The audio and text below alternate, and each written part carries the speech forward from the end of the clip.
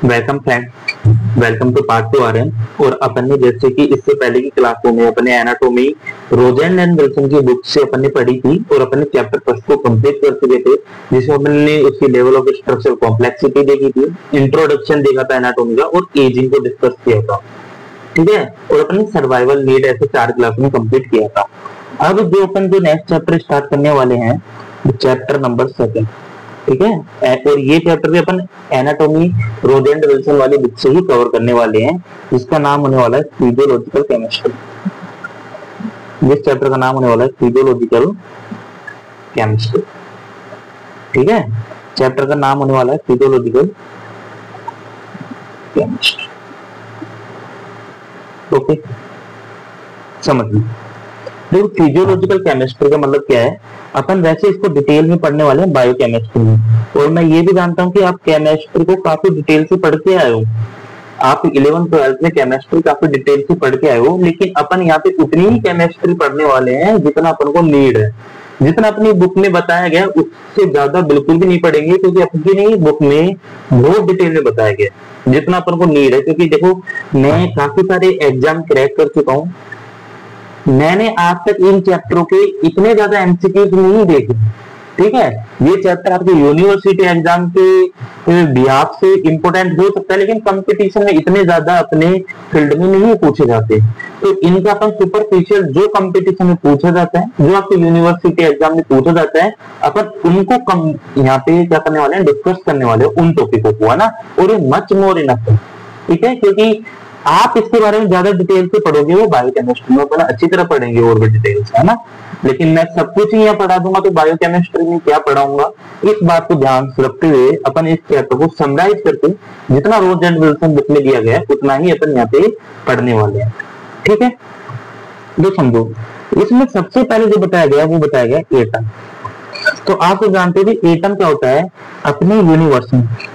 Atom क्या है, atom अपने यूनिवर्स में, ठीक है, जितने भी मैटेरियल पाए जाते हैं, चाहे वो लिविंग मैटर हो, चाहे वो नॉन लिविंग मैटर, चाहे वो सजीव हो, चाहे वो निर्जीव हो, वो छोटे छोटे पार्टिकल से मिलकर बने होते हैं। किससे मिलकर बने होते हैं? पार्टिकल से मिलकर बने होते हैं। छोटे छोटे पार्टिकल से वो क्या होते हैं, मिलकर बने होते हैं। और ये ऐसे पार्टिकल होते हैं जो अनब्रेकेबल होते हैं। अनब्रेकेबल मतलब कि जिनको और ज्यादा नहीं तोड़ा जा सकता है, इनको इससे ज्यादा तोड़ा नहीं जा सकता है, इससे आगे नहीं तोड़ा जा सकता। किसी पार्टिकल को आप तोड़ते जाओगे, जो एंड पॉइंट होता है कि इससे आगे इसको नहीं तोड़ा जा सकता, वो एटम होता है। मतलब कि एटम क्या है, अनब्रेकेबल होता है, इसको और ज्यादा नहीं तोड़ा जा सकता है। ठीक है, फिर अपनी बुक में बताया गया है कि जो एटम होता है, ये 2 एस्पेक्ट में अपन बात करते हैं कि एक होता है एलिमेंट क्या होता है। अपनी बुक में बताया कि एलिमेंट क्या होते हैं। तो आप फिर जानते हो कि जैसे कि अपन छोटी क्लासों में पढ़ते थे पीरियोडिक टेबल, ठीक है, जैसे अपन छोटी क्लासों में पीरियोडिक टेबल पढ़ते थे, तो उन्हीं की तरह की जो पीरियोडिक टेबल अपन पढ़ते थे छोटी क्लासों में, ठीक है, और अपन पढ़ते थे कि भाई अपनी बॉडी मतलब कि अपने ऑलमोस्ट अबाउट 92 एलिमेंट्स पाए जाते हैं। वो सब क्या है, एलिमेंट्स है। जैसे कि कार्बन हो गया, हाइड्रोजन हो गया, ऑक्सीजन हो गया, नाइट्रोजन हो गया, ये सब क्या है, एलिमेंट।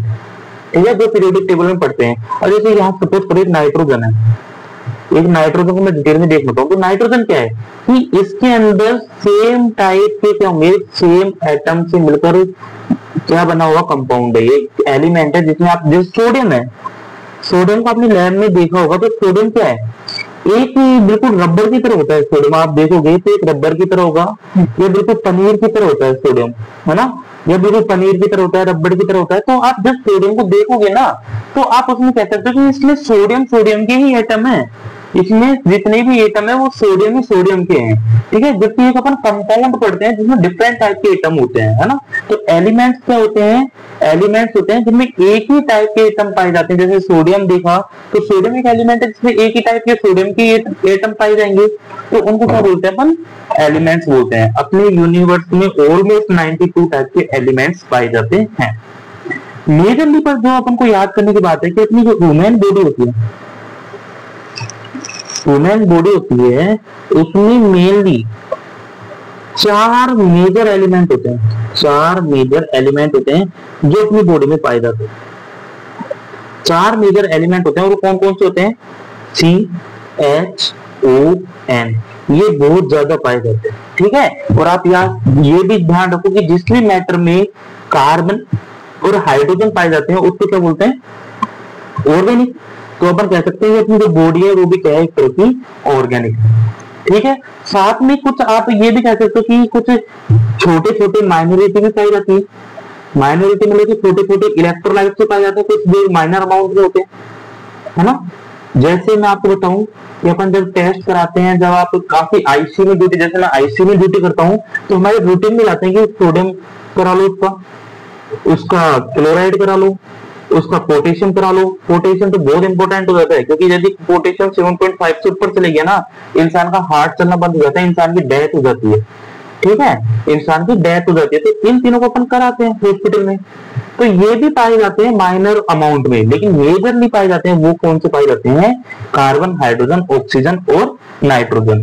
जबकि ये है वो बिल्कुल स्मॉल अमाउंट में पाए जाते हैं, थोड़े से अमाउंट में पाए जाते हैं। पर एलिमेंट क्या होते हैं? तो कार्बन है, हाइड्रोजन है, ऑक्सीजन है, नाइट्रोजन है, सोडियम, क्लोराइड एंड पोटेशियम, ये क्या है? एलिमेंट्स होते हैं। हिंदी में इनको बोलते हैं तत्व बोलते हैं, ठीक है। अब अपन यहाँ पे जो डिस्कस करने वाले हैं वो डिस्कस करते हैं अपन यहाँ पे। आपका फेवरेट टॉपिक है एटॉमिक स्ट्रक्चर। बहुत अच्छा लगता था हमको ये टॉपिक, क्योंकि हम 9th क्लास में पढ़ते थे इसको, तो बहुत अच्छा लगता था ये टॉपिक, एटॉमिक स्ट्रक्चर। तो वैसे तो आप सब जानते हैं एटॉमिक स्ट्रक्चर को, अब सब बना के मैं एक बार बता देता हूँ, ड्रॉ करके दिखा देता हूँ कि कोई भी एटम होता है उसके बीच में पाया जाता है न्यूक्लियस, ठीक है। और उसके चारों तरफ क्या होती है? सेल होती है। सेंटर में तो न्यूक्लियस क्या होता है? न्यूक्लियस होता है, लेकिन न्यूक्लियस के चारों तरफ क्या होती है? सेल होती है। पहली सेल, दूसरी सेल, तो ऐसे सेल होती है। लेकिन सेंटर में क्या होता है? न्यूक्लियस होता है। जो सेंटर में होता है उसको क्या बोलते हैं अपन? न्यूक्लियस बोलते हैं। मैं एक बार इसको ड्रॉ लिख देता हूँ थोड़ा, कि जो सेंटर में होता है इसको अपन क्या बोलते हैं? न्यूक्लियस बोलते हैं। लेकिन ये चारों तरफ होते हैं, इनको बोलते हैं ऑर्बिट बोल दो, या इनको बोल सकते हैं सेल बोल सकते हैं, या तो इनको ऑर्बिट बोल दो, या इनको अपन क्या बोल सकते हैं? सेल बोल सकते हैं। क्लियर इतनी बात? ऑर्बिट के बारे में क्या बन गए? ऑर्बिट बोलते हैं, ठीक है। अब जो सेंटर होता है, इसमें क्या पाए जाते हैं? इसमें प्रोटॉन पाए जाते हैं, इसमें न्यूट्रॉन पाए जाते हैं। जो कि जो इलेक्ट्रॉन्स होते हैं वो इन ऑर्बिट्स में पाए जाते हैं, ठीक है। जो इलेक्ट्रॉन होते हैं वो इन ऑर्बिट्स में पाए जाते हैं,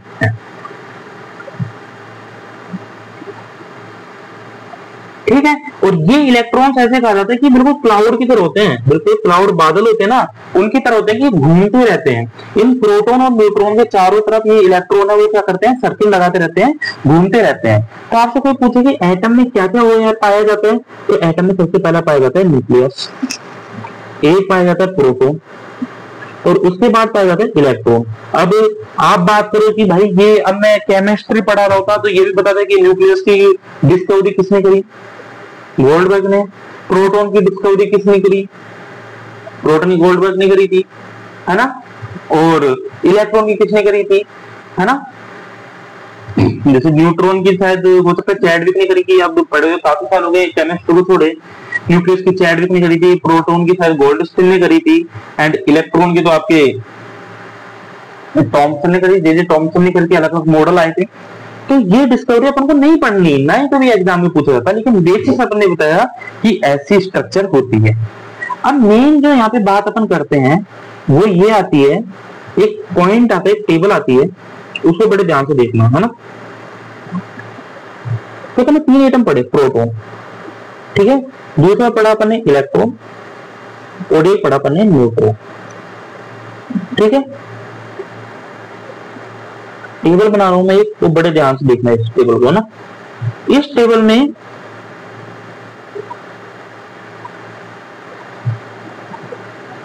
मैं यहाँ पे लिखता हूँ, वो लिखता हूँ इनका चार्ज, कि इन पे कितना कितना चार्ज होता है, और यहाँ पे लिखता हूँ इनका मास, कि कितना वेट होता है, ठीक है।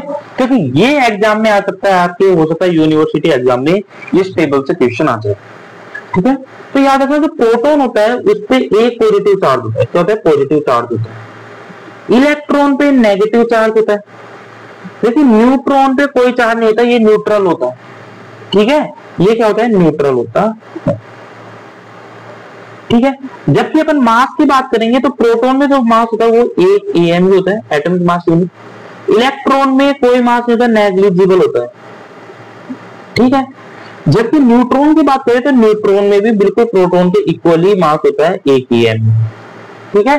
तो ये याद रखना, न्यूट्रॉन में मास होता है 1 लेकिन चार्ज नहीं होता। इलेक्ट्रॉन में नेगेटिव चार्ज होता है लेकिन मास नहीं होता, नेग्लिजिबल होता है। प्रोटॉन में चार्ज भी होता है और मास भी होता है। इसको आपकी रोजेंट विल्सन वाली बुक है उसमें बनाया गया, अच्छी तरह समझाया गया है। इस डायग्राम को भी अपनी बुक में अच्छी तरह समझाया गया है। क्लियर हुई इतनी बात, ठीक है। अब यहाँ पे जो नेक्स्ट टॉपिक आता है अपनी बुक में, जो नेक्स्ट टॉपिक आता है उसको समझो। नेक्स्ट टॉपिक आता है एटॉमिक नंबर क्या होता है।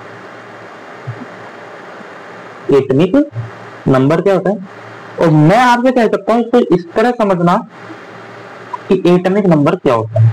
मैं आपको समझा दूं, देखो ये हर एलिमेंट का, जितने भी एलिमेंट है हर एलिमेंट का ये क्या है, यूनिक नंबर है।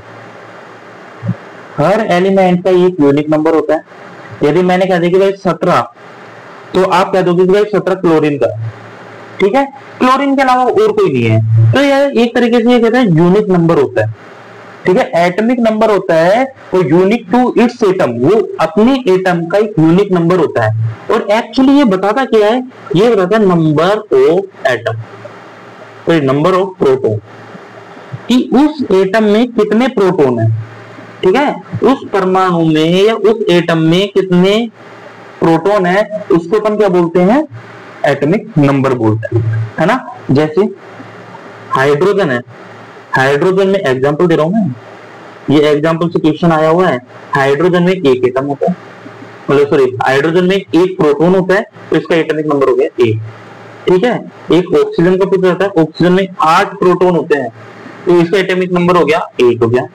जबकि एक पूछा जाता है सोडियम का, ठीक है, सोडियम में 11 प्रोटॉन होते हैं, तो उसका एटॉमिक नंबर हो गया 11। ये आपके लिए बहुत सिंपल होगा भी, लेकिन जब आप अपनी पढ़ाई को छोड़े 4-5 साल हो जाते हैं, 4 साल 2 साल की एमएस हो जाते हैं, फिर आप 2 के पेपर देते हैं, तो उसके बाद आप इन चीजों को भूलने लगते हो, ठीक है, क्योंकि इन चीजों को छोड़े काफी दिन हो जाते हैं ना, तो इसलिए ये भी इंपॉर्टेंट हो जाता है। वैसे इनका इतना ज्यादा क्वेश्चन नहीं आता, अपना मेन पार्ट में होता है वो मेडिसिन होती है, तो अपन को मेडिसिन अचीव करना है, ठीक है। इसके बाद में अपन बात करते हैं एटॉमिक, ये तो अपन ने पढ़ा क्या, एटॉमिक नंबर। इसके बाद आता है एटॉमिक वेट। एटॉमिक वेट क्या होता है, तो याद रखना एटॉमिक वेट क्या होता है, इसको समझो। सम ऑफ प्रोटॉन एंड न्यूट्रॉन। जो न्यूट्रॉन है और प्रोटॉन है, इनका जो वेट है या इनका जो नंबर है, उनका टोटल होता है, वही क्या होता है, एटॉमिक वेट होता है। सपोज करो, जैसे मैं आपको एक एग्जांपल देता हूं एटॉमिक वेट का, यही ले लेते हैं अपन ऑक्सीजन। तो ऑक्सीजन में मैंने बताया कि प्रोटॉन कितने होते हैं, न्यूट्रॉन कितने होते हैं। जैसे ऑक्सीजन में 8 प्रोटॉन होते हैं, 8 न्यूट्रॉन होते हैं, ठीक है। ऑलमोस्ट ये देखा जाता है जितने प्रोटॉन होते हैं उतने ही न्यूट्रॉन होते हैं। ऑलमोस्ट ज्यादातर ये होता है कि जितने प्रोटॉन होते हैं उतने न्यूट्रॉन होते हैं। तो इसमें एटॉमिक नंबर तो इसका, क्योंकि इसमें 8 प्रोटॉन है, 8 हो गया। लेकिन एटॉमिक नंबर की बात करेंगे तो एटॉमिक नंबर तो इसका 8 हो गया, क्योंकि इसमें 8 प्रोटॉन है। लेकिन अपन बात करें कि इसका एटॉमिक वेट कितना हो गया, तो प्रोटॉन और न्यूट्रॉन का जो टोटल होगा वो इसका एटॉमिक वेट हो गया, जो उसमें कितना आ जाएगा, 16 आ जाएगा। तो इसका जो एटॉमिक वेट है वो कितना हो जाएगा, 16 हो जाएगा, ठीक है।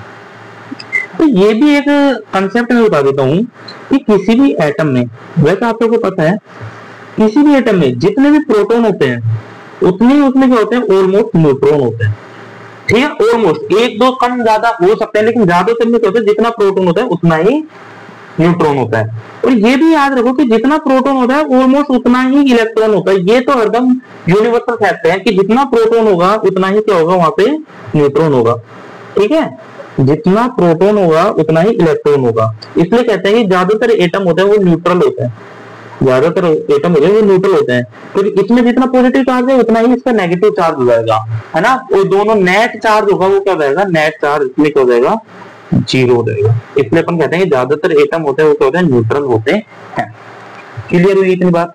तो अपना ये टॉपिक भी क्लियर हुआ कि एटॉमिक वेट क्या होता है, एटॉमिक नंबर क्या होता है, ठीक है।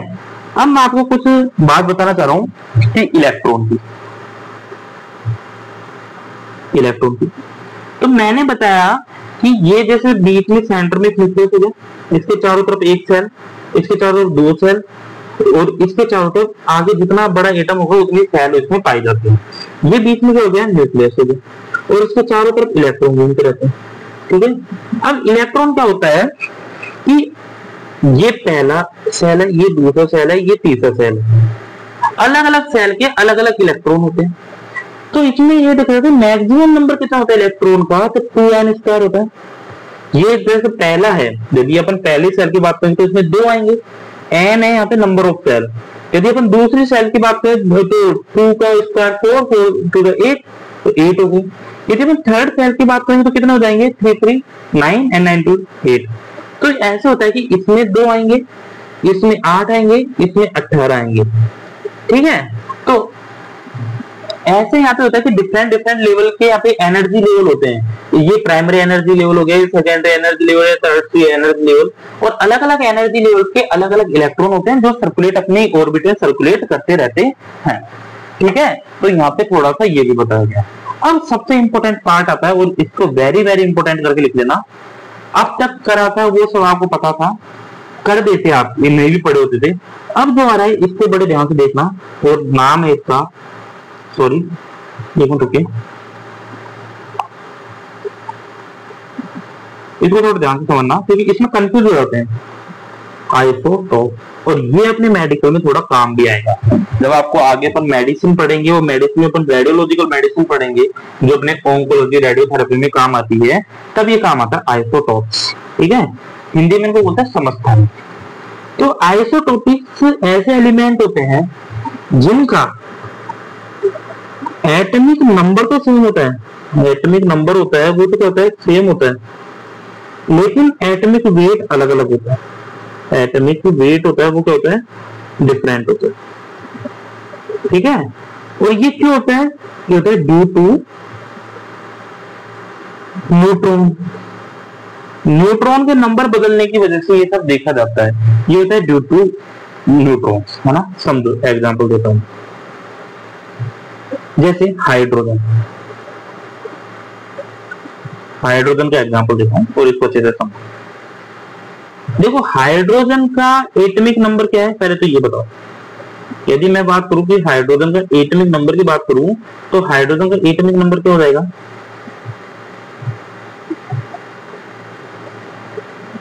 हाइड्रोजन का एटॉमिक नंबर होता है वो होता है 1, जबकि एटॉमिक वेट की बात करें तो वो भी 1 होता है।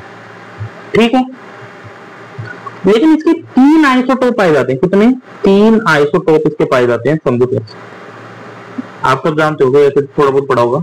एक होता है प्रोटियम, एक होता है ड्यूटेरियम, और एक होता है ट्राइटियम। ठीक है, ये अपने रोजन विल्सन में सब एग्जांपल दिए गए हैं। देखो, तो प्रोटियम होता है उसमें एक प्रोटॉन होता है लेकिन उसमें न्यूट्रॉन नहीं पाए जाते। ठीक है, ड्यूटेरियम होता है उसमें एक प्रोटॉन होता है और एक न्यूट्रॉन होता है। जो ट्राइटियम होता है उसमें एक प्रोटॉन होता है और 2 न्यूट्रॉन होते हैं। ठीक है, अब मुझे बताना कि इनका एटॉमिक नंबर क्या होगा और एटॉमिक वेट क्या होगा। ठीक है, ये आप बताओ इसका एटॉमिक नंबर क्या होगा। जितने नंबर ऑफ प्रोटॉन होते हैं वो इसका एटॉमिक नंबर होगा। तो इसमें कितने प्रोटॉन है प्रोटियम में, 1, तो इसका एटॉमिक नंबर 1 हो गया। ड्यूटेरियम का एटॉमिक नंबर क्या होगा, 1 होगा क्योंकि इसमें 1 प्रोटॉन है। ट्राइटियम का एटॉमिक नंबर क्या होगा, 1 होगा क्योंकि इसमें भी 1 प्रोटॉन है। ठीक है, जबकि अपन देखना चाहिए कि एटॉमिक वेट की बात करें तो एटॉमिक वेट क्या होता है, सम ऑफ प्रोटॉन एंड न्यूट्रॉन। तो इसका एटॉमिक वेट क्या होगा प्रोटियम का, वो होगा 1। लेकिन ड्यूटेरियम का एटॉमिक वेट क्या होगा, 1 और 1 2। ठीक है, ट्राइटियम का एटॉमिक वेट क्या होगा, 1 और 2 3। ठीक है, तो आपने एक चीज देखी, इनका एटॉमिक नंबर तो तीनों का सेम है लेकिन इनका एटॉमिक वेट है वो क्या है, अलग अलग है। तो हम कह सकते हैं कि तीनों एक दूसरे के क्या है, आइसोटोप। ठीक है, ये तीनों एक दूसरे के क्या है, आइसोटोपिक है। इसलिए इनका जब एवरेज वेट निकालते हैं ना तो वो आता है 1.008, लेकिन अपन राउंड फिगर में उसको बोल देते हैं 1, है ना। एवरेज करके जब इनका वेट निकाला जाता है तो 1.008 आता है। दूसरा एग्जाम्पल जो अपनी बुक में दिया गया है वो दिया गया है क्लोरीन का। किसका दिया है? क्लोरीन का। तो दूसरा एग्जाम्पल को अपनी बुक में दिया गया है वो किसका दिया गया है? क्लोरीन को दिया गया है। सॉरी, ठीक है, समझो क्लोरीन का एग्जाम्पल है, इसको समझो। देखो अपन एक मिनट रुकिए।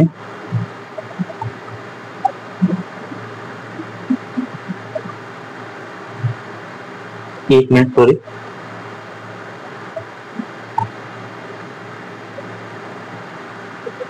नेक्स्ट एग्जांपल जो दिया गया है वो दिया गया क्लोरीन का।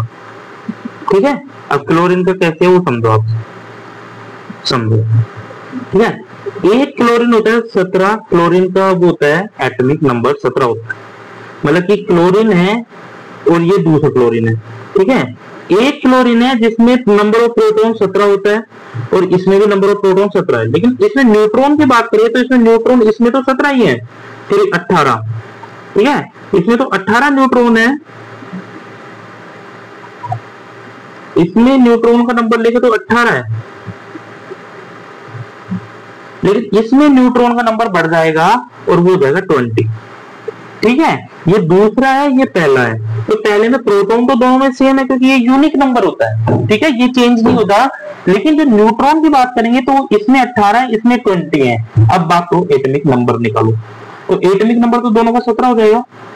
ठीक है, लेकिन एटॉमिक वेट की बात करूंगा मैं तो इसका एटॉमिक वेट तो 35 हो जाएगा और इसका 37 हो जाएगा। इसमें दो होते हैं, क्लोरीन की भी दो फॉर्म होती है। ठीक है, याद रखना, एक तो 17 Cl35 और एक 17 Cl37।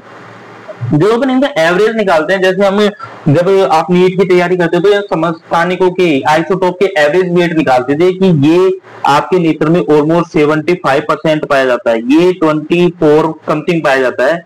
तो इनका एवरेज करके जब आप निकालोगे तो ये 35.5 इसका एटॉमिक वेट आएगा। ठीक है, अब आप कहोगे सर ये आइसोटोप पे आप इतना ध्यान क्यों दे रहे हो, ऐसा आइसोटोप में क्या है? तो समझो, देखो जैसे मैंने आपको ट्राइटियम बताया था, तो याद रखना कि ये ट्राइटियम अनस्टेबल होता है। क्योंकि याद रखना, स्टेबल कंपाउंड वही होता है जिसमें प्रोटॉन और न्यूट्रॉन का नंबर ऑलमोस्ट सेम होता है। लेकिन जिसमें ये वेरिएशन आ जाता है कि न्यूट्रॉन ज्यादा ही हो जाता है, वो ज्यादातर देखा जाता है अनस्टेबल होते हैं। अब ये अनस्टेबल से स्टेबल बनने के लिए क्या करेगा? अनस्टेबल से स्टेबल बनने के लिए क्या करते हैं? कुछ रेडिएशन एमिट करते हैं। ये कुछ रेडिएशन होता है, उनको क्या करते हैं? एमिशन करते हैं, कुछ रेडिएशन अपने अंदर से निकाल। तो ये रेडिएशन काफी हैवी होती है, ये रेडिएशन काफी हैवी होती हैं, जो कि आपकी जो बॉडी की कुछ सेल होती हैं उनको किलिंग करने में काम करते हैं। किलिंग द सेल, ये आपकी बॉडी में कुछ सेल्स को किलिंग करने में काम आती है, उनको मारने में काम आती है। और इसका मेजर यूज किया जाता है, वो किया जाता है रेडियोथेरेपी में। इसमें कैंसर सेल होती है, उनको मारने में हेल्प लेते हैं, जैसे कोबाल्ट का करते हैं। बहुत फेमस, आप हॉस्पिटल में जाओगे तो कोबाल्ट की रेडिएशन लगती है, ठीक है, रेड ग्रे ये लगती है ना। तो इनको अपन काफी डिटेल में, इसलिए अपन ने आइसोटोप को थोड़ा डिटेल में पढ़ा कि ये अपने काम आ सकता है। इसके बाद एक टॉपिक और आता है जिसको बड़े ध्यान से देखो, यहाँ पे एक टॉपिक और बताया गया है, जैसे आता है मॉलिक्यूल एंड कंपाउंड। इनमें डिफरेंस क्या होता है, इनको भी आप समझो, क्योंकि इसके भी कई बार आपको क्वेश्चन देखने को मिल जाएंगे।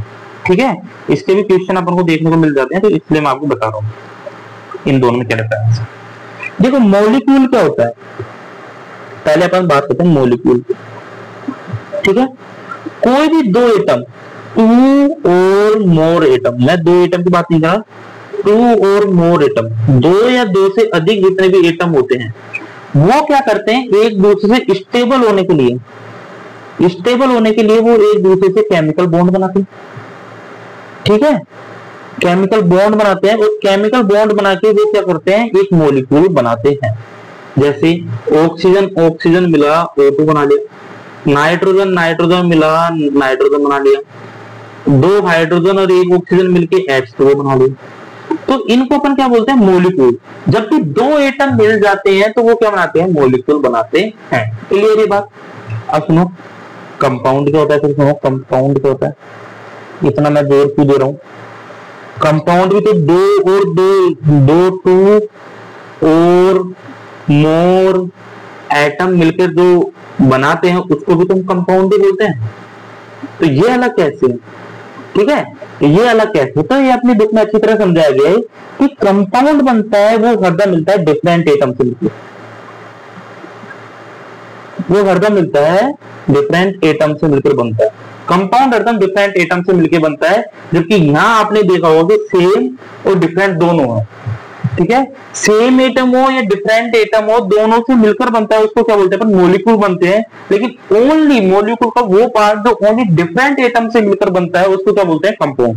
जैसे H2O ये कंपाउंड हो जाएगा क्योंकि इसमें ऑक्सीजन हाइड्रोजन डिफरेंट डिफरेंट हो गए। ग्लूकोज हो गया C6H12O6 डिफरेंट डिफरेंट है, तो ये क्या बन गया, कंपाउंड बन गया। लेकिन नाइट्रोजन ये कंपाउंड नहीं है, ठीक है, ऑक्सीजन ये कंपाउंड नहीं है। तो हम एक लाइन बोल सकते हैं यहाँ पे, ठीक है, एक लाइन बोल सकते हैं कि all molecule sorry all compound are molecule but all molecule are not compound, not compound. Clear ये बात कि ऑल कंपाउंड आर मॉलिक्यूल, चाहे भाई जो भी डिफरेंट डिफरेंट वाले हैं वो भी एक मॉलिक्यूल तो है, लेकिन सभी मॉलिक्यूल एटम नहीं है, कंपाउंड नहीं है। क्यों नहीं है, क्योंकि जैसे N2 ये मॉलिक्यूल तो है लेकिन ये कंपाउंड नहीं है, क्योंकि इसमें अलग अलग एलिमेंट से मिलकर नहीं बना है। क्लियर ये बात। अब वैसे वीडियो लंबी हो गई है लेकिन एक छोटा सा टॉपिक और रह रहा है, उसको मैं शॉर्ट में बता देता हूँ। मैं बता रहा हूँ इतना इंपॉर्टेंट नहीं है इसलिए मैं इतना ध्यान नहीं दे रहा। कोवेलेंट एंड आयोनिक बॉन्ड, समझना ये क्या है, कोवेलेंट एंड आयोनिक बॉन्ड, ठीक है, क्या होता है इसको समझो। देखो कोवेलेंट बॉन्ड क्या होते हैं, सबसे पहले अपन बात करें, और यहाँ पे आपकी बुक ने थोड़ा सा गलती भी कर रखी है रोलैंड विल्सन ने, उसको भी अपन मैं बताऊंगा क्या गलती है। कोवेलेंट बॉन्ड सॉरी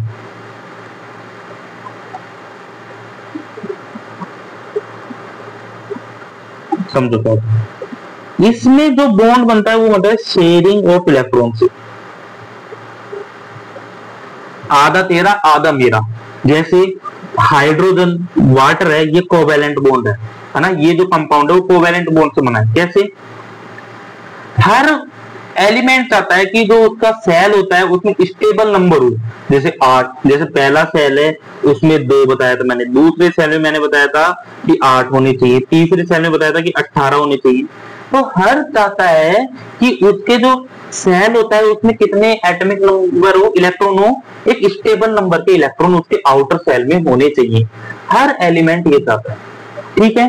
तो जैसे H2O है तो ऑक्सीजन है, इसके पास कितने इलेक्ट्रॉन होंगे, जैसे आप सबको पता है कि 8 इलेक्ट्रॉन होने चाहिए, 1 2 3 4, ठीक है, इसमें दो बता देता हूं,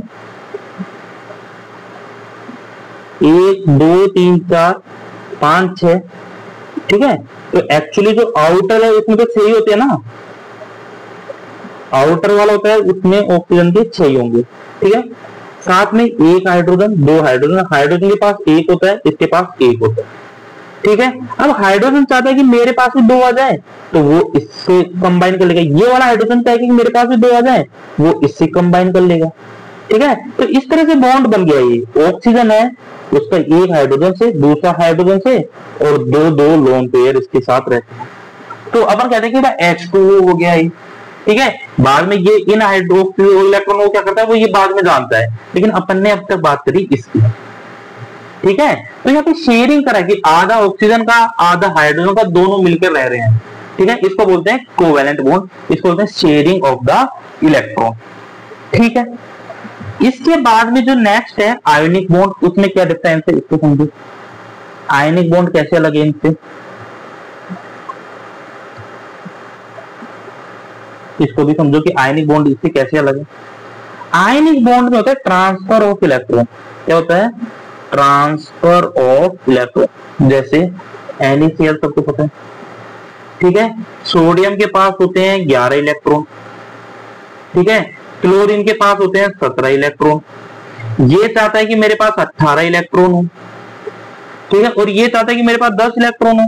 कि भाई 2n स्क्वायर से करके देख लो, इसके पास 2 सेल है तो 10 इलेक्ट्रॉन चाहिए, इसके पास 3 हो जाएंगे तो इसको 18 चाहिए, लेकिन इसके पास है कितने 17। तो बात कैसे बनेगी, ये अपना इलेक्ट्रॉन इसको दे दे, है ना, तो इसके पास 18 हो जाएंगे। तो यहाँ पे पूरा ट्रांसफर हुआ ना, तो जब ट्रांसफर होता है तो उसको अपन बोलते हैं आयनिक बॉन्ड। क्लियर हुई इतनी बात। लेकिन मेन बात जो यहाँ पे समझने की है, जो बुक ने गलती करी है वो क्या है, पहले बताओ। रियलिटी होता है कि आयनिक बॉन्ड होता है वो स्ट्रॉन्ग होता है, आयनिक बॉन्ड होता है वो स्ट्रॉन्ग होता है, जबकि कोवेलेंट बॉन्ड थोड़ा वीक होता है। कोवेलेंट बॉन्ड है वो क्या होता है, वीकर होता है, इससे ज्यादा स्ट्रॉन्ग होता है, ठीक है। लेकिन आपकी बुक में उल्टा लिखा है कि कोवेलेंट बॉन्ड बहुत स्ट्रॉन्ग होता है, आयनिक बॉन्ड स्टेबल नहीं होता, लेकिन एक्चुअल ये है कि आयनिक बॉन्ड ज्यादा स्टेबल होता है। मैं आपको दोबारा बताना चाह रहा हूं कि ये बेसिक केमिस्ट्री हो सकता है मुझसे ज्यादा आपको आती हो, आप अभी अभी इसको पढ़ के आए हो, इसलिए मुझे ये पढ़ाने में भी थोड़ा हार्ड लगा है, अटपटा लगा है, क्योंकि मैं काफी साल बाद इसको आपको पढ़ा रहा हूँ, क्योंकि इसका कोई लिंक नहीं रहता, ठीक है। तो एक ऐसे बोनस क्लास मान सकते हो, मैं खुद कह रहा हूँ कि इतनी इंपॉर्टेंट नहीं है, कई बार यूनिवर्सिटी एग्जामिनर का दिमाग घूम जाए तो ट्यूशन दे देगा, ठीक है। अब अपन नेक्स्ट क्लास लेंगे, इसके बाद में ये क्लास यही तक है।